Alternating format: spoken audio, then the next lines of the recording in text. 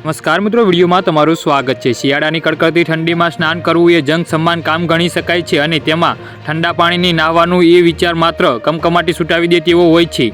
મોટાભાગના લોકો શિયાળામાં ગરમ પાણીનો ઉપયોગ કરીને સ્નાન કરતા હોય છે।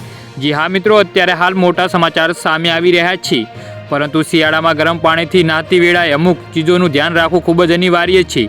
નિષ્ણાતોના દાવા પ્રમાણે શિયાળાની ઋતુનું દરમિયાન લાંબા સમય સુધી તમે ગરમ પાણીથી સ્નાન કરો છો તો તે હેલ્થ માટે નુકસાનકારક સાબિત થઈ શકે છે।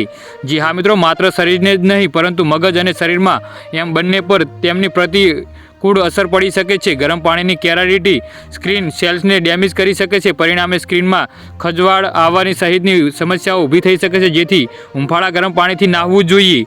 જી હા મિત્રો, અત્યારે હાલ મોટા સમાચાર સામે આવી રહ્યા છે। ગરમ પાણીથી નાહ્યા બાદ શરીરમાં ચુસ્તી બની શકે છે, કારણ કે ગરમ પાણીથી સ્નાન કર્યા પછી શરીર રિલેક્સ મોડમાં આવી જાય છે અને ઊંઘ આવવા સહિતની સમસ્યાઓ માથું ઉચકી શકે છે, જેથી તમે દિવસભરમાં ઉર્જા વગરનું શરીર મહેસૂસ કરી શકો છો। જી હા મિત્રો, તો આના વિશે તમારું શું કહેવું છે તો નીચે અમારી કોમેન્ટ બોક્સમાં જરૂરથી જણાવજો અને મારી યુટ્યુબ ચેનલને સબસ્ક્રાઇબ કરવાનું ના ભૂલતા। વિડીયો પૂરો જોવા બદલ ખૂબ ખૂબ આભાર।